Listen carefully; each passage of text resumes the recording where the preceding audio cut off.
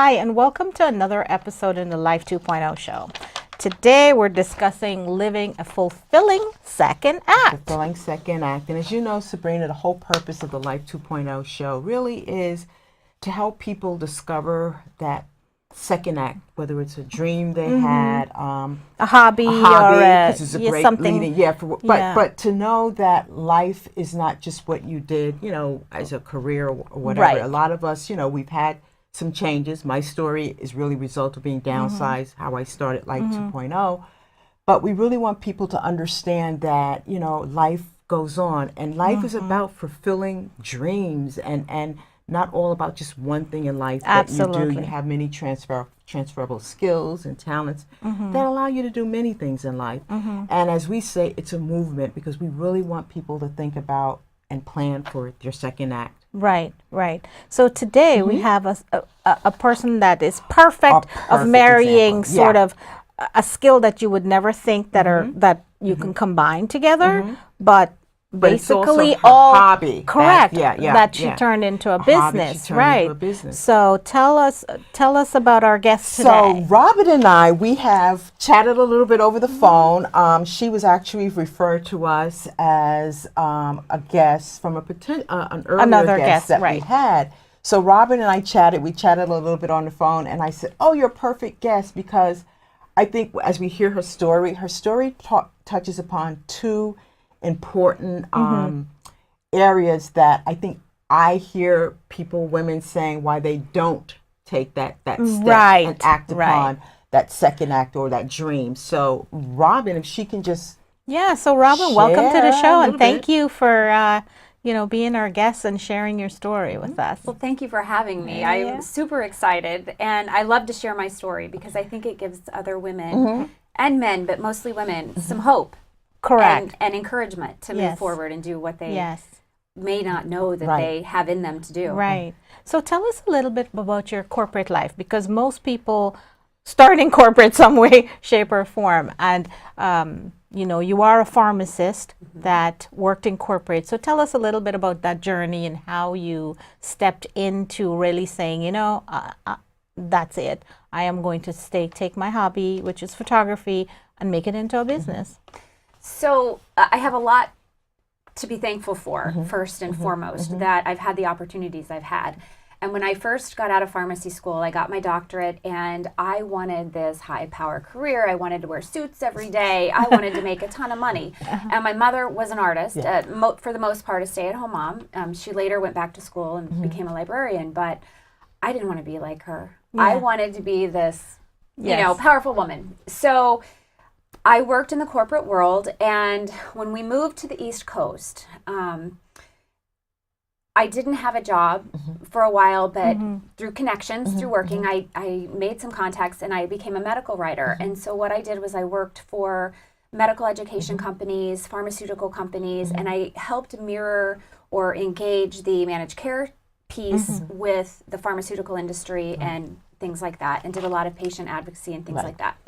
So we were cruising along. We have 3 children. The third one came along, and our lady that was helping care for her became ill. So I lost her, and the boys were travel sports, and life was just crazy. And John, being in the pharmaceutical industry as well, he was traveling a lot, no family here for extra support, and it was too much for me to be traveling and doing things as well. Totally get it. He said one day, Rob, I think it's just too much.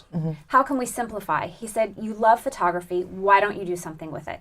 And for years, my mother had been saying, enter this contest, do this, do that. And I was like, whatever. This is just a hobby. And I thought about it, and I thought, I'm going to do this. And so with John's help, we created a blog. And within 6 weeks of that blog being up, I had my first paying customer. And it was a woman who is a musician. And she now has... basically, she's an agent for other artists and musicians, and she inspired me a lot, and we had the most phenomenal shoot, and I thought, I found my niche. I can work with this woman, and I created such great, one of her, she had a big black grand piano, and I said, you have to get a pedicure. I want your toenails red.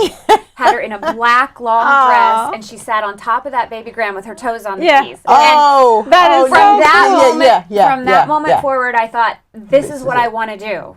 And it's taken a while to really get that branding piece. How long ago was that when you That was first? 7 years ago. Oh, wow. 7 years ago. Okay, so Robyn has said so many things in her story that we just need to stop and talk about, because it was something she enjoyed doing, but she wanted to be the high-powered corporate woman. Which is, I think, how we all start out. Yeah, and especially I think, and she said, but I didn't want to do what my mom did. And if I think about it, a lot of us, especially baby boomers, we're like that first real generation. And I don't know if she's a baby boomer, but I'm going to say for us, we're really that first group of women that stepped out in the corporate world. We were like this big mass of professional women going out in the corporate world. And we all had those high, I often the think suit about, jobs. the suit jobs. And I heels. remember clearly, like, and you may pencil too young skirts, to remember this, but there was a commercial, I can bring home the bacon. Right. So that's what we grew up with, and that's what we thought about. But it's so interesting how somehow, if you pay attention to what truly matters to you, you kind of always come back to something that's inside you that you wanted to do. Because the fact that you said, as soon as I did that one shoot, I knew. You just knew it. I knew. And a lot of people, they get that internal, I know this, but they don't do it. And it's and for whatever reason. But keep talking, because I love your story. Yeah. So, it's funny.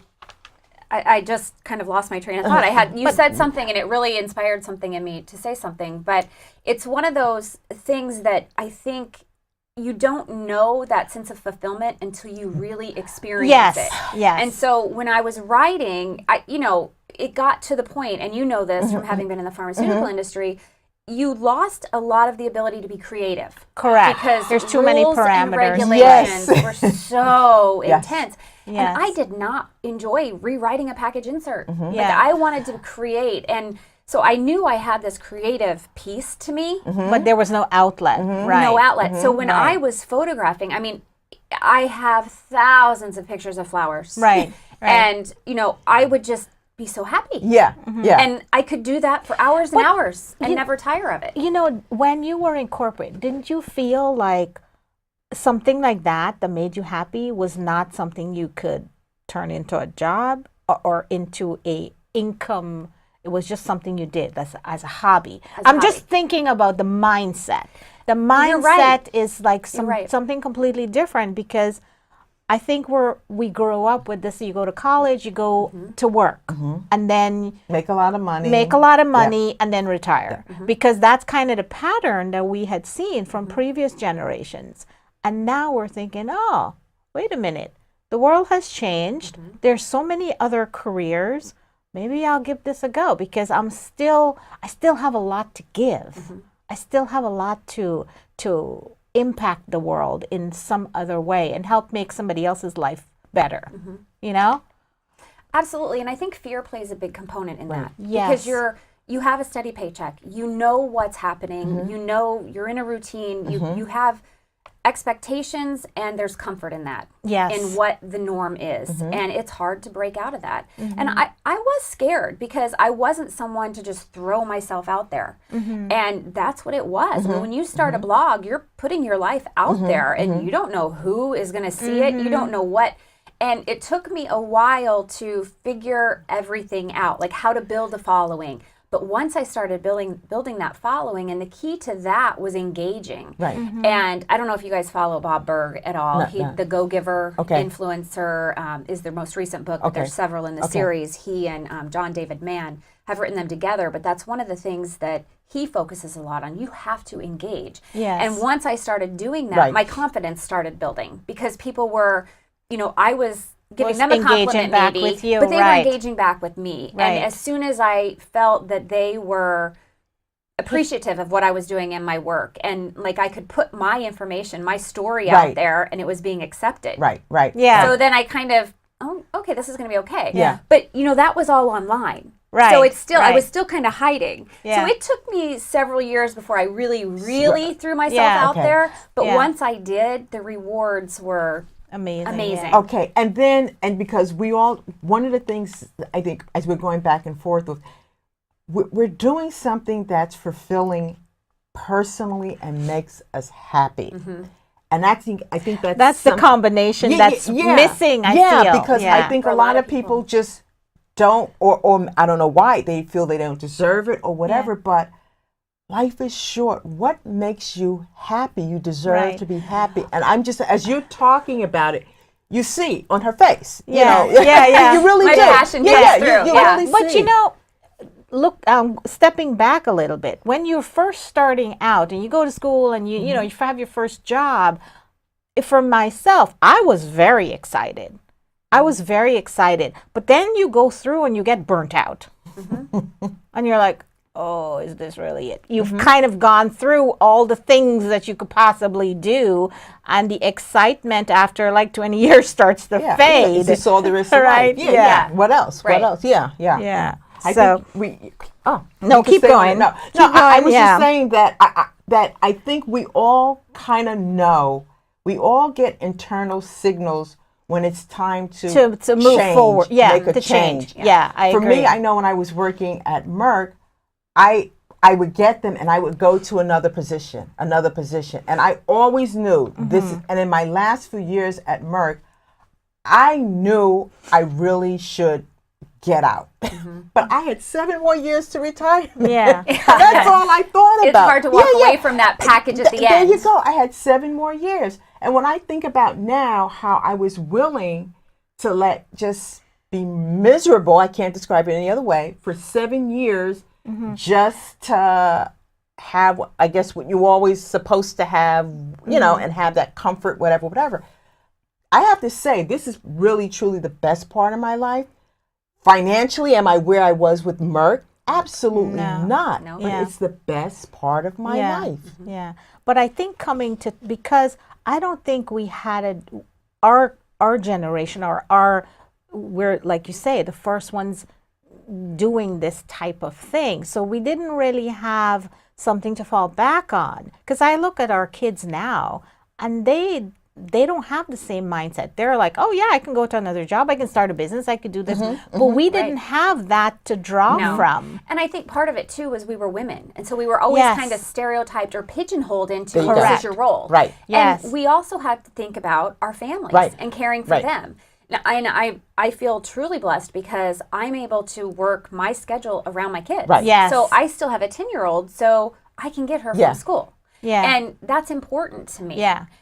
I couldn't do that Right. if I was in the corporate world. Yeah. No, you couldn't. And that's why I Somebody changed. else would be raising my 10-year-old. that's And I made that decision a long time ago that I wanted to be part of their lives because I wanted to teach them to be the people that I want them to be. Exactly. You know, Right. and Right. help mold them into incredible human Right. beings that are Right. empathetic and passionate Yes. and kind. Yeah. And I just feel like if I was in that world with my husband's career the way it is, we wouldn't have had that. And this gives us the You would best have of missed both that. worlds. Yes. Right. Exactly. Yeah. But Exactly. it also, it gives me tremendous joy to see every single woman that comes into my studio says, I take awful pictures. I never take a good picture, and I hate having my picture taken. I'd be the first one telling you that too. I'll do their headshots or I'll present their proofs to them, you know, online, whatever the situation. And oh my gosh, you're a miracle worker. These are beautiful. Right. You made me look beautiful. I'm like, you are beautiful. Yeah. And it does not matter. Everybody's, can you make me 10 pounds lighter? Can you make all my wrinkles go away? You know, everybody wants, I'm like, I'm not a magician. Right. But I promise I'll make you look good. But it's so funny how they come in and they're tense, and sometimes I'll see them holding their breath. Like they're just so anxious about this. And I have anxiety. So I used to struggle with it a lot. And it's so funny how life transitions and I've overcome it. But I see them and I'm like, okay, just take a deep breath. And I see them holding their breath. And once we start communicating, it's like this, you know, you just start having a conversation. Right. And as soon as they start to relax and I get to know them and they get to know me and Yeah. they're having fun. And there's nothing better than seeing that joy Right. and their personalities come out. And I love bringing that out of people and just giving them then the material, the content that is going to show their potential clients, their audience, their emotions. Because in order to be successful, you have to make now online. You're not necessarily going to see somebody in person. So you need to make that emotional connection with visual content. Absolutely. And I love it. I just love it. That's such a key thing that you said, because in today's, thinking about from a business perspective, in today's marketing, if you can't evoke certain feeling on your online presence, like, you're really messed up. It's not just about words anymore. It's about that connection. Is that how does that visual make you feel first is more your hook, rather than, long ago it was this big headline. I think now it's the combination of getting that visual correct. You still need a great caption, right? But that picture is what's going to draw people in. Correct. So tell us a little bit about your podcast and how, I know you're very passionate about women supporting women, and tell us a little bit more about that. So this is, I think, the perfect example of women supporting women. We had the four of us, the four chicks chatting. Love that. Right? Four chicks chatting. The number 4, if anybody wants to find us online. We're on iTunes. Okay. But another woman named Jen Gardella actually connected us through, she put together a mastermind group. Okay. So, and at first I'm thinking, I'm a photographer. What do I need a mastermind group for? All I do is take pictures. And oh my goodness, my business skyrocketed once I got together with these women, because they pushed me to new heights. I now do videos. I never in a million years thought I would be doing that, because I was public speaking. But so for a year we were together, and we met every Friday. And most of the time it was on Skype, and then once a month we'd meet in person. And it got to the point where we couldn't wait to see each other. And we looked so forward to those Friday mornings where we inspired each other. Right. We helped each other through both professional and personal hiccups. And we're able to push each other to a whole different level and give each other ideas and just fuel each other to be more successful. That's really important. And for me, someone who likes to stay behind the scenes, they have really pushed me to be who I am today, even, how much I changed in a year, which is remarkable. And it's really a fun transition to see. But so anyway, we were talking, and we have this group text, and you just never know what might be on there. But one day I threw this idea out there, and we were had been talking about different things. And I said, what if we start a podcast? And they jumped on it. And within 5 weeks, we had our first podcast live. Oh, and that's awesome. So, but the topics are all to inspire women. And it's our motto is excite, engage, and empower. And that's our whole goal, is to encourage people. And a lot of what we talk about is because we're all 4 women who have been in a career and then transitioned, and we're all doing different things now. But we're all doing things that are impacting the world around us. We're giving, and we're helping others through our careers, and it's enlightening, it's inspiring. But no, I think building your tribe of women is so critical to pushing you to that success. And I would say to anyone who is contemplating starting a business or making a life change and getting out of this career or this rut that they feel that they're in, it's scary. It really is scary, but have faith in yourself, make the right connections, and all you have to do is start by going to one networking group. There you go. Put yourself out there and make a connection with one woman. That one other person is all you really need to start. You make that connection, and then you start meeting and engaging each other, and then it will go, you'll think of, oh my gosh, this other person is interested in doing this, so let's bring them in. And you just build yourselves up. And you also tell each other, that's a really dumb idea. Yes. Like, you're going to fall on your face if you do that. Exactly. Because we've always, as part of what we always talk about, is that support group. And the community. And I just keep telling people, as you said, step out on faith. And for me, once I took that first step, and I'm like, okay, I'm not falling flat on my face, I'm still standing. I could take another one. But at the same time, I was amazed how people and situations came into my life to say I was headed in the right direction. And then the other thing in terms of support group, everybody can't be in your support group. And I keep telling people, please be very, very selective, because it's, as you said, it's the people that are going to say, dumb idea, you need to, because they have your best interest at heart. They're your cheerleaders. They're the ones to kind of like pull you back when you're having a crazy, I can't do this moment, and say, yes, you can, because they see in you a lot of times what you don't see in yourself. Exactly. And that's what these 3 women have done for me. And it's funny because you think about it, you want them to support you, but you also want them to be brutally honest with you. There you go. And you want them to pick you up when you fail, because inevitably we're all going to fail. We're all going to have an idea. We think it's wonderful and it's going to flop. But listen, you cannot be successful unless you've failed. Exactly. Yeah, that's how you learn. Right. So I think that's another thing, when you're trying to make that decision to move forward or to make a change, so what if you fail? Because it's you're a going to learn from it. And you're going to be a better person because of it. And, exactly. I've made mistakes in the past 7 years. And certainly, probably could have done a lot more in some areas than others, but it's all come to the point where I'm meant to be today. Right. Exactly. You are exactly where you were meant to be. Yes. Exactly. Yeah. So we have like 5 minutes left. So can you talk a little bit about how you capture the essence of somebody's brand? Because you do a lot of brand photography. So give us a little idea of how that process works, and what would be like if somebody's coming to you and saying, I want you to capture my brand. Like, what would that process be? So first they'll contact me and say, I'm interested in having you work with me. I need pictures for my website, or I need pictures for my social media post. And most of the time they'll start with, I'm redoing my website, I need pictures. Okay. And so I'll talk to them about what is their career, what is their goal, who is their audience, like what is their avatar in the audience that they're trying to reach. And then we'll talk about, I talk a lot, as you can tell, but I start talking to them about all these ideas and what they can do with the pictures. And so once we build that connection and I understand them and what their goals are, and they understand that my brain is going to provide them with a plethora of photographs that they can then use for different things, we'll establish a time for their session. We'll discuss wardrobe.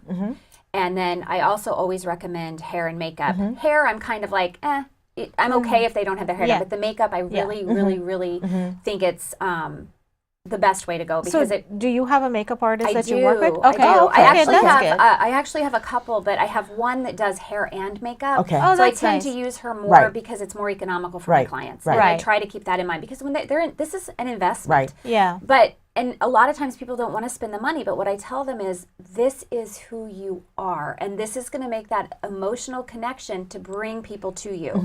And I'm very passionate about that and think it's very important to represent yourself and who you want to be. Absolutely. Your authentic self, I should emphasize. And so when we're doing a shoot, my mind is automatically, okay, when you're building your website, you need a picture on your about page. Maybe you have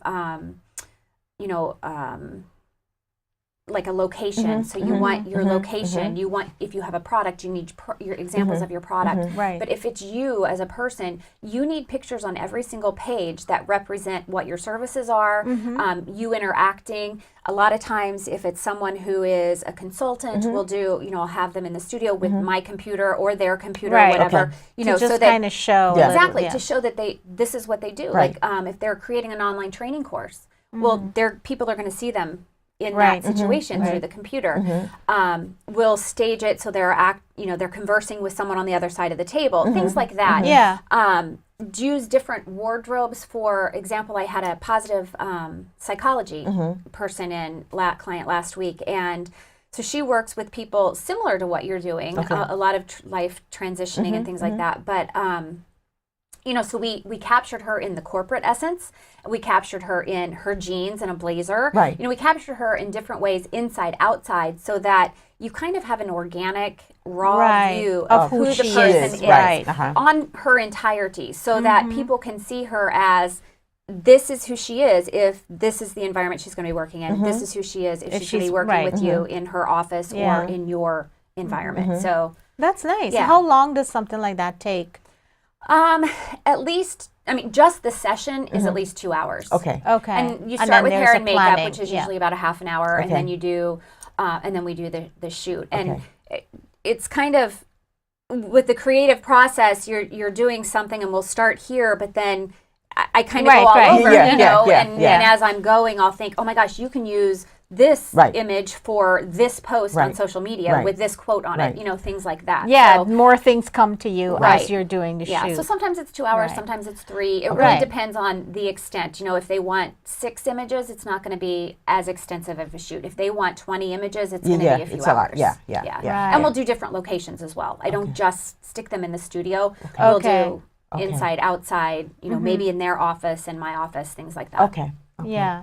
So the planning really takes a little bit of time too, because It does. And yeah. you can't even imagine how tough wardrobe decisions are for people. Oh, I So We live that. but color is a huge, you know, Yeah. color Oh, psychology is a yeah. big piece of it. Absolutely. So, and a lot of times it's really great for me because I'm at the starting point. So they Right. maybe haven't even developed about the it. colors Yeah, for their yeah, brand. yeah. So we can, you know, Talk and about blue that, is yeah. such an incredible color for Right. trust and Right. things like that. So, and it looks good on almost everyone. Right. So, you know, I tend to recommend a lot of blue, but we all, you know, black. There's a million options. Right, But right. anyway, Right. yeah. So it's a full package when you work with me, and Yeah. then I'll give you a Yeah. consultation at the Okay. end with what you do for Okay. Yeah. with the pictures and how to Yeah. use them. Very Yeah. good. So, believe it or not, we're almost done. Thank you so much for sharing your story. Oh, my pleasure. And maybe just give us one point on if somebody is sort of, you know, hanging in the balance, Right. not sure Some what to do. takeaways for our audience. What would be Yeah. like something you would encourage them to? If you are feeling a sense of fear about taking that next step, most likely that's what you're meant to do. Love that. Good one, Fear yeah. Love is that. so yeah, often yeah. what's going to lead Yeah. you. And just follow your heart and your intuition. Take that first step, Yeah. and don't be afraid to leap. And Absolutely. don't be Thank afraid you. to fail because you. there's a lesson in the failure. Every Yeah, time. every time. Every Yeah. time. Well, thank you Thank so you much. so much, you. Robyn. Thank We you could for kind of go sharing on your- for yeah. like another hour here. Yeah, but that's That's it. it. And you know, like you said, the fear, stepping out in fear, can often lead It's- to a it's very successful second life act. changing. There's someone that I kind of follow, and she says, "Just do it afraid." And Yeah, I've always you kind of do been like have to. that motto Yeah. for me in the back of my head. Yeah. But again, it's another day for our audience, Life 2.0 community. Thank you, Yeah. Sabrina. Thank you. Thank you. Thank you, Robyn.